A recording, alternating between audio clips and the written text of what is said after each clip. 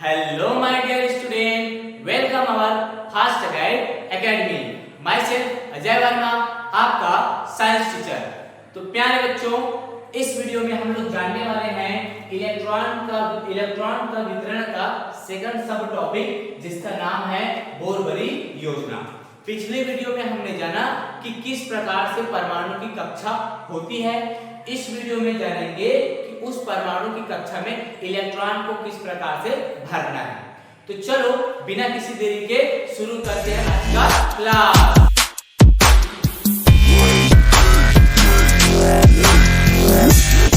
तो प्यारे बच्चों, पिछला वीडियो में हमने जाना कि जो बोरबरी महोदय हैं, उन दोनों ने मिलकर परमाणु कक्षा बताया कि नाभिक होता है, नाभिक के सबसे पहले वाली कक्षा को K नाम देना है, उसके बाद दूसरी कक्षा को L, तीसरी को M, चौथी को N, इस प्रकार से।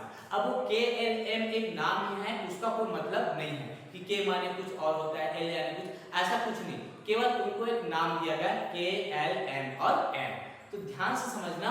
अब हमारे सामने ये समस्या है कि आखिर ये तो समझ गए कि ये देखो, ये आपकी पहली कक्षा है K, ये आपकी दूसरी कक्षा L, ये आपकी तीसरी कक्षा M और ये आपकी चौथी कक्षा N। तो भाई साहब, अब हमको ये तो बताओ कि इस कक्षाओं में इलेक्ट्रॉन को किस प्रकार से वितरित करना है। तो यही चीज है जो हम इस वीडियो में पढ़ेंगे कि जो इलेक्ट्रॉन होता है वो किस किस कक्षा में कितना कितना इलेक्ट्रॉन फिल होगा। तो ध्यान से समझना बच्चों, यहाँ पर क्या होगा, इन्होंने बोरबरी योजना, जो इसका दोनों बोर और बरी दोनों वैज्ञानिक के आधार पे, उनके नाम के आधार पे इसको बोरबरी योजना बोला जाता है। किसको? इलेक्ट्रॉनों के वितरण को। ठीक है, तो इलेक्ट्रॉनों के वितरण को बोरबरी योजना बोला जाता है। तो इन्होंने दो योजना बताई। इन्होंने इलेक्ट्रॉन को भरने की कितना योजना बताया? दो योजना, दो नियम दिया। वो खाली दो ही नियम, आप बस दो लाइन में याद कर लो, काफी है। और याद भी करने की जरूरत नहीं है, मैं आपको ऐसे समझाने वाला हूँ। तो ध्यान से देखो, इस नियम के अनुसार किसी भी कक्षा में अधिकतम इलेक्ट्रॉनों की संख्या क्या होगी? 2n का वर्ग। ये 2n का वर्ग है, ठीक है, n की घात में 2 है, 2n का वर्ग होगा। मतलब इसका मतलब ये सूत्र याद रखना भैया, किस कक्षा में कितना इलेक्ट्रॉन भरा जाएगा, तो वो एक सूत्र दिया इन्होंने, 2n का वर्ग लगाओ और आपको पता चल जाएगा किस कक्षा में कितना इलेक्ट्रॉन होगा। और उसको कैसे करने हैं तो ध्यान से देखना। ये आपकी पहली कक्षा है, ठीक है, तो यहाँ से मैं सूत्र पहले लिख दूं, 2n का वर्ग, ये है सूत्र, ठीक है। इस सूत्र के हिसाब से हमको जानना है पहली कक्षा, ये देखो, ये आपकी पहली कक्षा, ये दूसरी, ये तीसरी और ये चौथी। तो ध्यान से समझना है यहाँ पर n बराबर 1। n क्या है भाई? यहाँ पर जो n है वो असल में कक्षा की संख्या है, इसको ध्यान देना। n क्या है? कक्षा की संख्या, ठीक, कक्षा की संख्या, किसकी कक्षा? परमाणु की।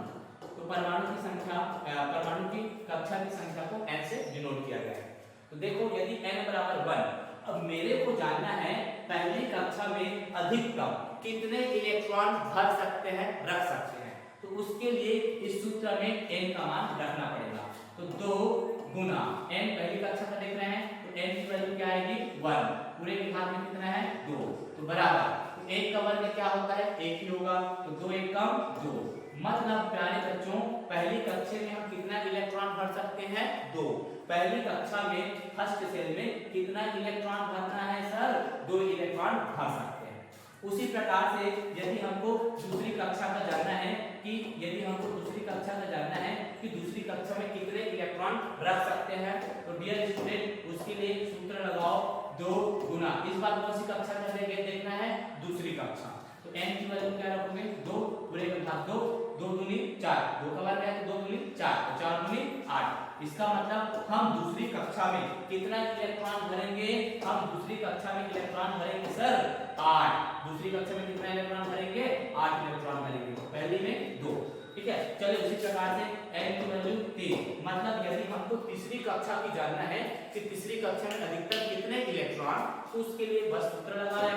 अब तो आसान है आपके लिए, ठीक है, फटाफट बना सकते हो।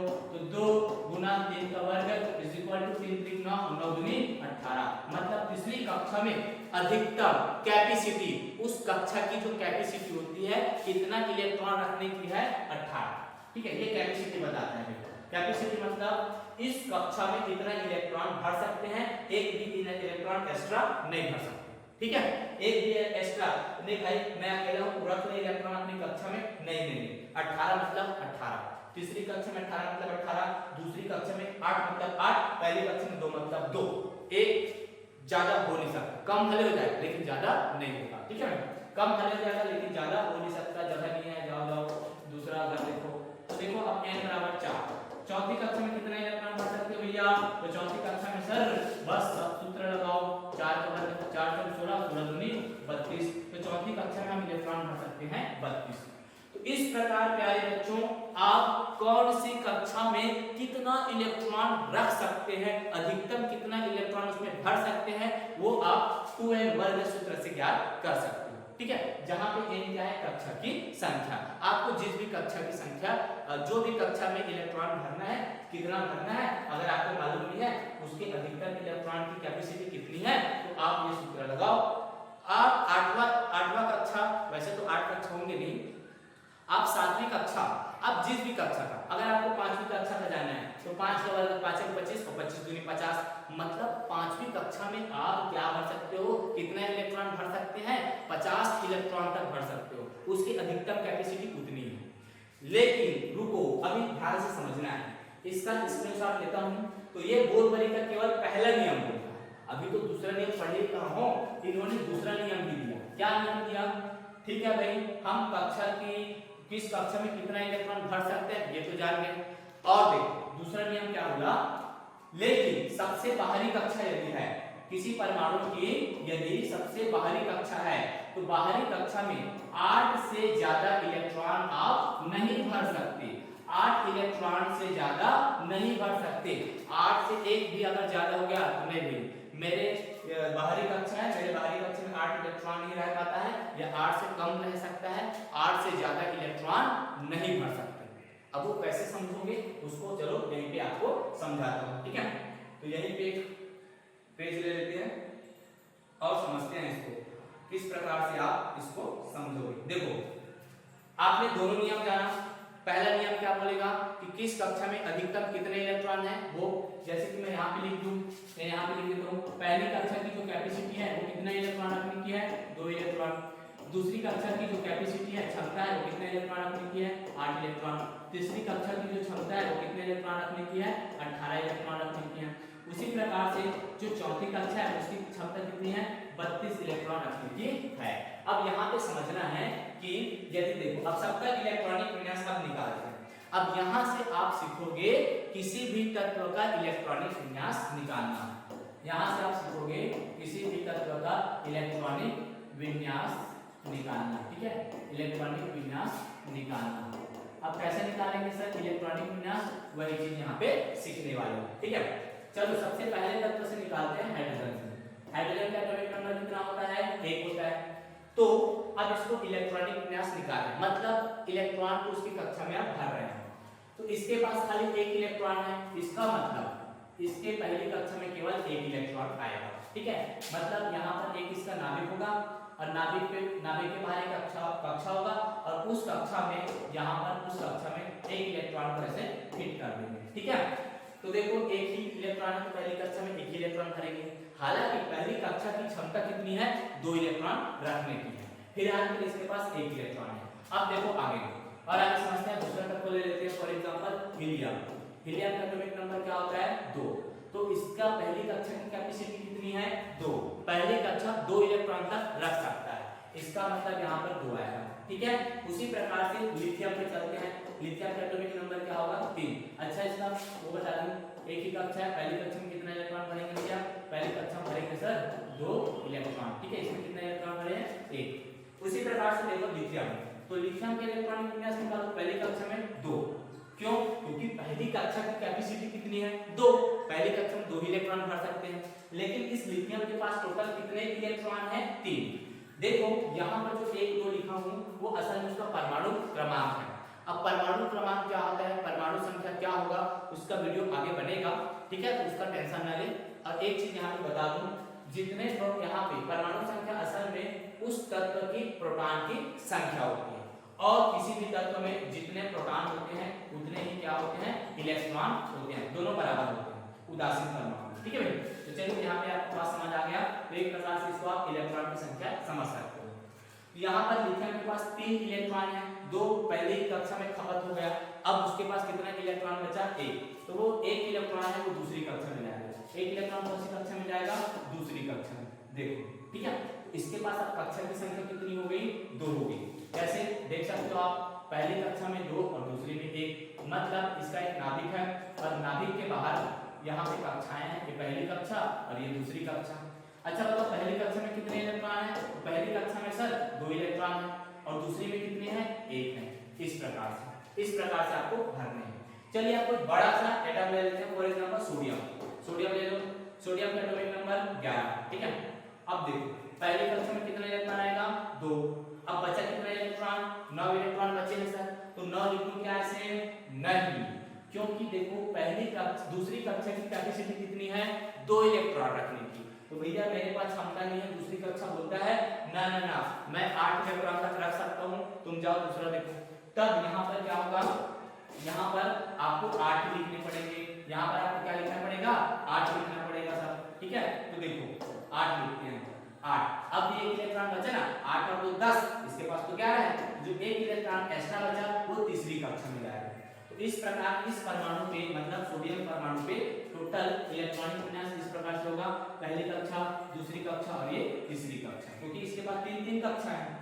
तो पहली कक्षा में कितना इलेक्ट्रॉन आएगा जी, पहली कक्षा में आएगा सर 2, दूसरी में 8 और तीसरी में 1। इस प्रकार से भरेंगे। ठीक है, अब चलिए कुछ और अदर एग्जांपल आपके लिए लेता हूं, ठीक है, ताकि आपको अच्छे से समझ में आए। और इसका स्क्रीनशॉट ले लेते हैं। ठीक है, और एग्जांपल लेते हैं आगे। अभी देखना ये तो एकदम बेसिक है, उसके बाद देखो कुछ ऐसे तत्व ले लें जैसे कि पोटेशियम ले लेते हैं। पोटेशियम का एटॉमिक नंबर कितना होता है, 19। पहली कक्षा में कितना आएगा, 2। दूसरी कक्षा में कितना आएगा, 8। 8 और 2 10 हो गया। अब तीसरी कक्षा में कितना भरना है, यहाँ पे बच्चे बहुत कंफ्यूज हो जाते हैं, उसको समझना। 10 इलेक्ट्रॉन की खपत हो गई, बचा कितना इलेक्ट्रॉन, 9। अब तीसरी कक्षा की कैपेसिटी कितनी है, 18 की।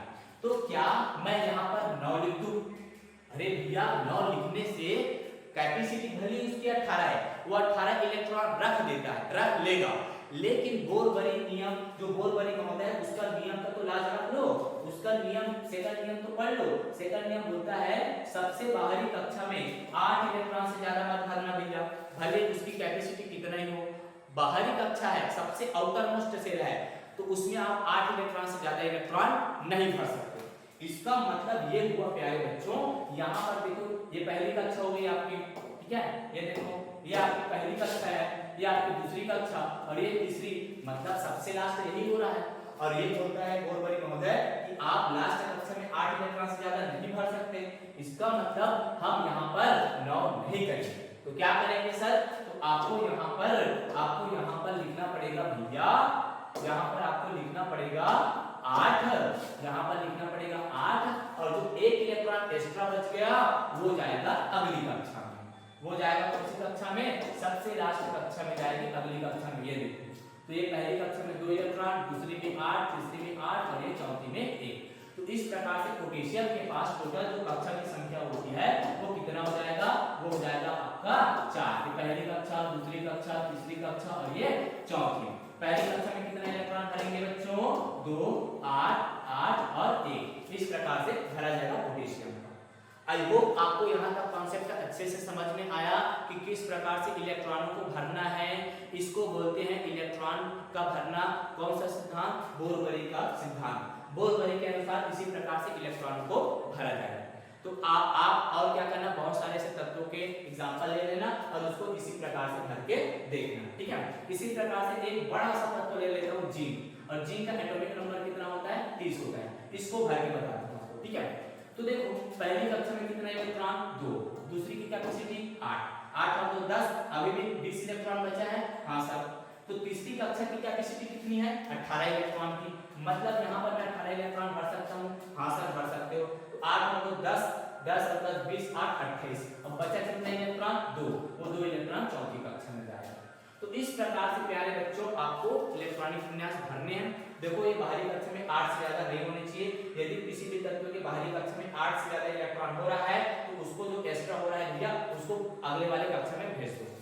तो ये था प्यारे बच्चों बोरबरी योजना, जो कि इलेक्ट्रॉनों को भरने के आधार पे वो है स्टेबल है, आधार पे है, ठीक है, इलेक्ट्रॉनों को भरने के आधार पे ये योजना है। तब अब यहाँ पर आपको कोई भी डाउट होगा तो आप कमेंट में बताना, जो तत्व है उनका इलेक्ट्रॉनिक विन्यास इसी तरीके से आप निकाल के देखोगे, ठीक है। तो इसका मैं स्क्रीनशॉट ले लूं। यदि आपका स्क्रीनशॉट पीडीएफ चाहिए तो उसके लिए आपको फास्ट अकेडमी पर जाना पड़ेगा, वहाँ एक फोल्डर बना है, वहां से आप उसको डाउनलोड कर सकते हैं। तो प्यारे